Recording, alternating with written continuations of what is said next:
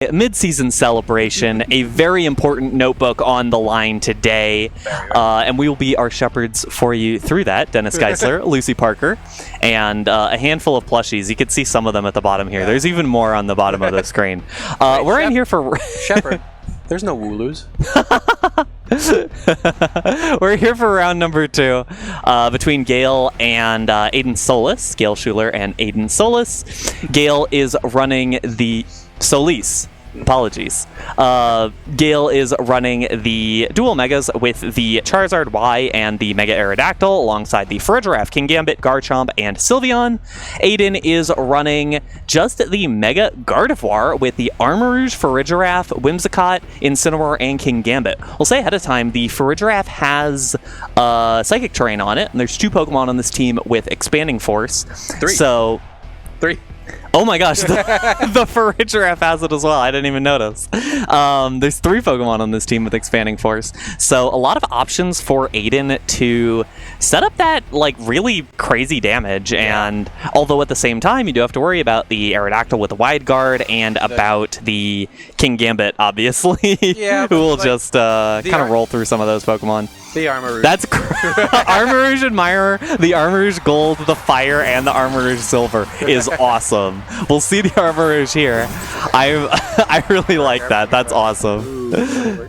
I mean, I realize that I haven't had a lot of time to giggle at players' badges and titles. Profile setup. I'm really happy that we get to do that now. So it is the Farigiraf Kingambit up against the Farigiraf Armarouge. This is a really...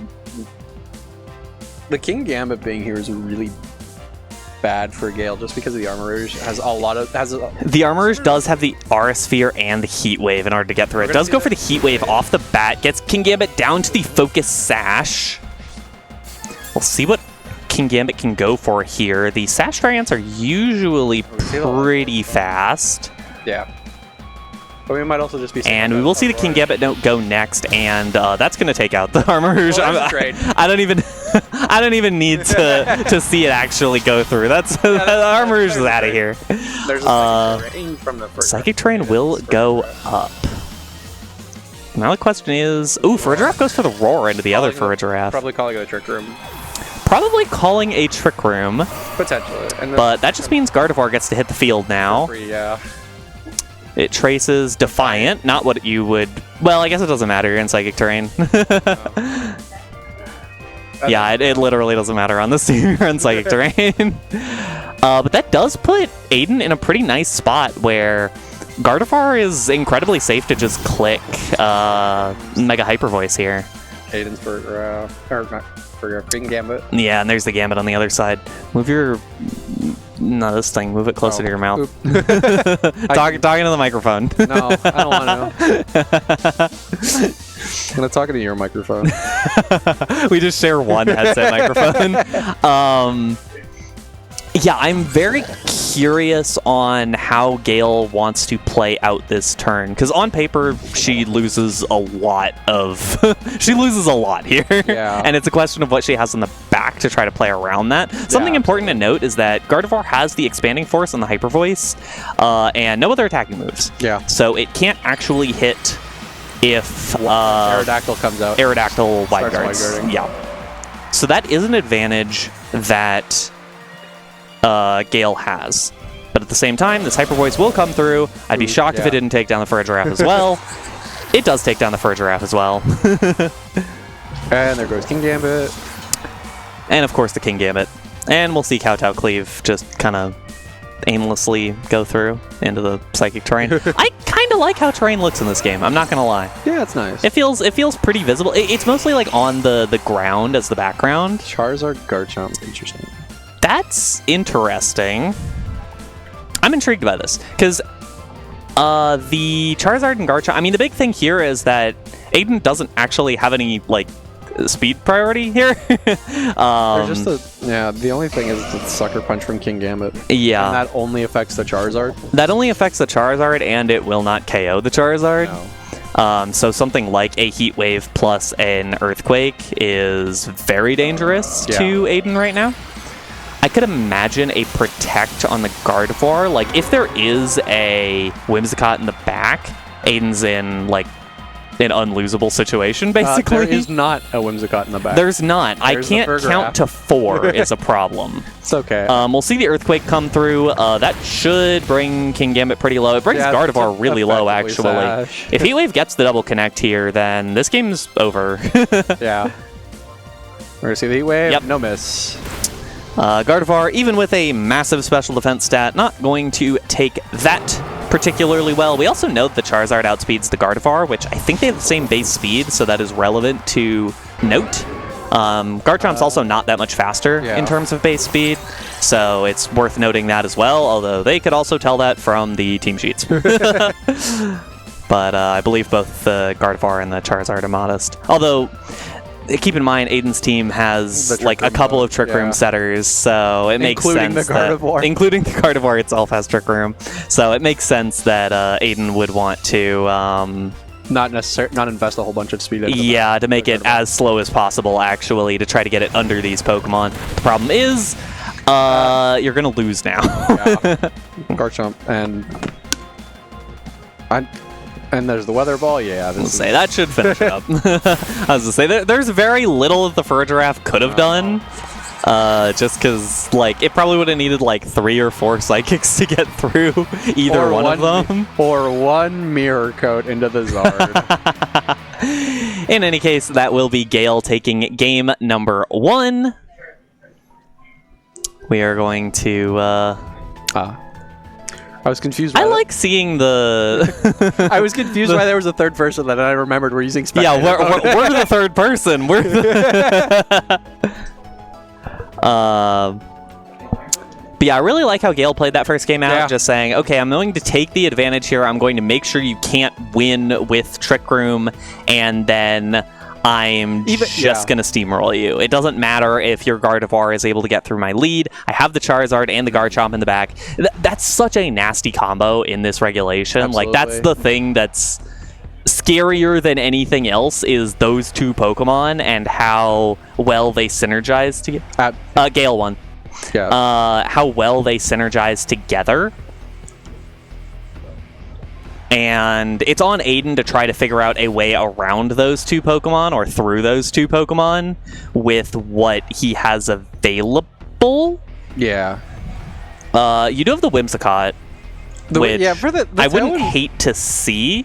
The Tailwind wouldn't be bad, but Gayle can just call that and set Trick Room with the Furring. That's the thing, and so you have to set the Tailwind along with already having pressure or already having Furgiraffe out of the way. Yeah. It gets to kind of a weird spot, but I don't know. I guess I'm curious what the plan would be. I'm trying to remember what did damage to Furgiraffe last time. Am I losing my mind? Heatwave and Hyper Voice. It was Heatwave first. That's what it was. Heatwave I was like, I know that Armarouge KO'd the King Gambit, but like what happened to it took King Gambit to sash. Yeah, it took King Gambit to sash. So we will see the Furgiraffe and the Gardevoir just off rip here. Oh, we see the Gardevoir getting Defiant. I guess it doesn't matter because you have the Furgiraffe next to you. It will matter. Yeah. For struggle. And the other funny thing is that you lose the ability immediately after Megaing. Yeah. So it doesn't even matter at that point. That's actually a really funny point that I always forget about. Yeah, Gardevoir is very funny because you can trace some very funny abilities and do weird things with them, but also it doesn't really matter. It matters for those really weird turns where you just decide where you just can't Mega. The best I can think of is like you trace Espathra's speed boost, and then you protect for a turn, and so you're basically just a Sharpedo at that point. that's a really good comparison. But in any case, we'll have the Gardevoir switch out. Actually, it'll go into the Gambit. Does Gayle call that, or does she just double it, potentially? Kowtow goes into that Colbur Berry Furgiraffe. This isn't gonna do. It's gonna do. It's gonna do like half. A little over. It's a pretty good chunk of damage. And we'll see the roar into the King Gambit that just switched in. So maybe it'll be the Gardevoir coming right back out. No, it's the Armarouge. And now we have seen all of. But we've seen all 4 of Aiden's Pokemon. Yeah, that's a decent And here's the Trick Room. bit of information, and we'll see the Trick Room. The problem is really that good. Gambit outspeed. Gambit is the slowest thing on the field now, yeah, and so it'll feel pretty comfortable. I think the Furgraphs, or Aiden's Furgraph, is the slowest thing on the field. And I would believe you. And then it's King Gambit. I'm not sure though. I thought I remember seeing. Yeah. I thought I remember seeing turns happen, or that like turn 1, game 1 was. Yeah, actually, it's not definitely. quite what I expected. I have the numbers in front of me. I'm not. I have the numbers in front of me. I know who's slowest, but I'm not going to tell you. I don't need the numbers. I'm not going to tell you, and I'm definitely not going to tell the audience. Yeah, that's fine. I can't. They're going to find out right now, anyways. It's well, Armor Rouge is going to protect. That has like +5 priority, so it's definitely going to go first. It's +3. There's a psychic. Okay. It's Aiden's Furdraff, which is going to Psychic Terrain up. Here comes Kowtow Cleave for the Gambit, and that's gonna. Yep. That's gonna finish off. And that means that we know that. And Gayle can just click. No, I don't think. I think she's clicking Trick Room. I was say, I think she's clicking Trick Room. I know the interactions, and I think she's clicking Trick Room. So the Trick Room gets undone now as well. It just feels like a little weird just because of the Armor Rouge knowing you're faster than it outside of Trick Room. Yeah, the problem is that... But like it enables the Gambit to... And this is information on the team sheet, so I feel decent saying it. Gayle's King Gambit is Adamant, Aiden's is Brave. Yeah. That's a good so you definitely have the advantage of the King Gambits right now, and... You're kind of just worried about the Armor Rouge. Yeah, you can just. And frankly, like, yeah, it's incredibly safe to just kowtow into that slot. We'll see the Furdraff switch out. Bye-bye Furdraff. Hello Garchomp. It's Garchomp coming in. It's Garchomp. Here comes Heat Wave. A burn could change things here. Yeah. On either one of these two. But we're gonna see none of them. I believe we're not getting a burn here. I think it happens before items. So we will see the King Gambit go next. It should be able to take out the Armor Rouge with that Kowtow Cleave. Yep. Big damage. And what does the King Gambit want to go for here? I think it's maybe potentially a Kowtow into the Furgraph. Oh no, it's just low kick to... Okay. Finish off the Gambit. Yeah, that makes sense. Just in case you miss, I get... Well, no, even if you miss, then you just bring it to Sash. Yeah. Well, it closes out the KO. Yeah. And avoids potential Ruskin shenanigans. Pizza. I smell pizza. And now we have the same issue as last time. Yo, the Ruskin. But now we have the same issue as last time, where Heat Wave plus Earthquake just wins. and like, sure, you can sucker punch the Charizard, but it's not going to KO. It's and you are playing for misses. You're playing for Heat Wave Miss. I think is literally the only out. Yeah. Although a Heat Wave Miss is an out. Like it is a very strong out. It's a strong out, because but it's then Gardevoir gets to launch an Expanding Force and almost certainly takes out both these Pokemon. Yeah. So and for all we know, we could just see like a Zard Protect, or potentially a. I don't know where they went. Just wait a second. Link, no, put it somewhere. Don't worry, chat. It's Carter's fault. Carter will be a permanent presence on this stream all day. It's Carter's fault. We will see the Furdraff switch in, so not even the Sucker Punch is going to do anything. But I don't know how much... I don't even necessarily like that play. I guess we'll see how much this Heat Wave does, but I kind of would have preferred... It could potentially just be a Weather Ball into the Gardevoir. Yeah. It also might just be okay, I still have outs now, even if... Things go down. Yeah, even if things go pretty poorly in the next turn or two, even if I miss Heat Wave. And maybe it is a Weather Ball. No, it is a Heat Wave.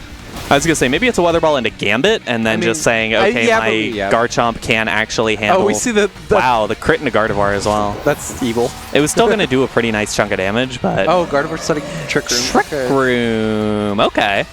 Oh, but that means now Furdraff is on the field, and Furdraff gets to click buttons into it, yeah. And I think it's going to be a 2-hit KO for Furdraff regardless. A potential, yeah. Sorry, a 2-hit KO from Furdraff into Gardevoir, and Gardevoir, there's no way it gets it in one hit. It is also,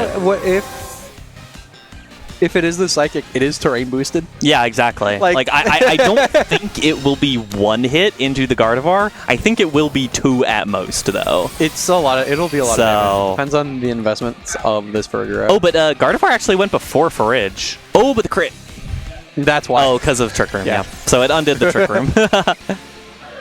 Yeah, it didn't matter regardless. I don't think there was any way that the Gardevoir was going to figure a way out of that. No, but it would have been interesting. It would have been interesting. It would have been fun to see the damage. I was curious to see how much damage it would have done. But regardless, that's going to be a 2-0 for Gayle. Yeah. She'll move up to 2-0 on the day. 6 rounds, so you need a lot of wins at this point. Like 4 wins at minimum to advance up to top cut. So Aiden's still definitely in there, but a really nice start for Gayle and a really nicely played set. I mean, it's an awkward team to play against with Aiden. And it's another team where it's like, okay, you can see the contours of anti-Charizard on this team. There's the Flash Fire Armarouge, there's the Trick Room stuff. You can kind of see where it comes from.